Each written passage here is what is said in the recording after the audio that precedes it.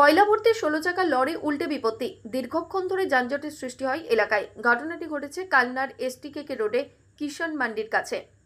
কালনা 1 নম্বর কিষাণ মান্ডির কাছে এই দুর্ঘটনা ঘটায় দীর্ঘক্ষণ ধরে যানজটের সৃষ্টি হয়।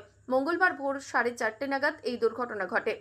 স্থানীয় সূত্রে জানা যায়, ওই গাড়ির চাকা ব্লাস্ট করেই এই ধরনের ঘটনা ঘটেছে। ওই কয়লা ভর্তি গাড়িটি হলদিয়া থেকে শিলিগুড়ি যাচ্ছিল, এমনটাই জানা গেছে স্থানীয় সূত্রে।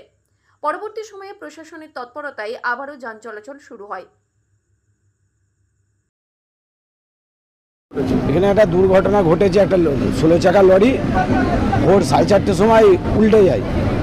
উল্টে যাওয়ার পর গাড়িটা উল্টে যাওয়ার পর রাস্তা পুরো 4.5 ঘন্টা জাম হয়ে যায় এবং কানলা থানার যে প্রশাসন বহু তৎপরতায় এই রাস্তাটাকে ক্লিয়ার করে। কোথা থেকে কোথায় যাচ্ছিল? হলদিয়া থেকে আসছিল, শিলিগুড়ি যাচ্ছিল গাড়িটা। এখানে কি নিয়ে যাচ্ছিল? কয়লা। তারপরে কি কারণে শুনলেন আপনারা উল্টে যাওয়ার কারণটা কি? উল্টে যাওয়ার কারণটা হয়তো ড্রাইভার ঘুমিয়ে গেছে। প্রথমে একটা দোকানে মারে, তারপরে দোকান থেকে উঠার সময় রোডে পাল্টি মারে।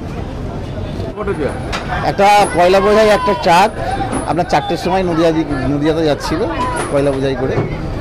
ড্রাইভার ঘুমিয়ে গেছিল, যার ফলে প্রথমে দোকানের দিকে ঢুকিয়ে দিয়েছিল কিষাণ মান্ডির সামনে কান্না লিচুতলা দিয়ে। আবার যখন ওই দোকান থেকে যখন আবার রাস্তায় যখন তুলতে যায় তখন গাড়িটা রাস্তার উপরেই পাল্টে খেয়ে যায়।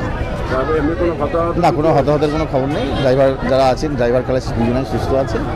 একটুখানি যানজট হয়েছে, এটাই শুধু মাত্র অসুবিধার মধ্যে মানুষকে একটু পড়তে হয়েছে।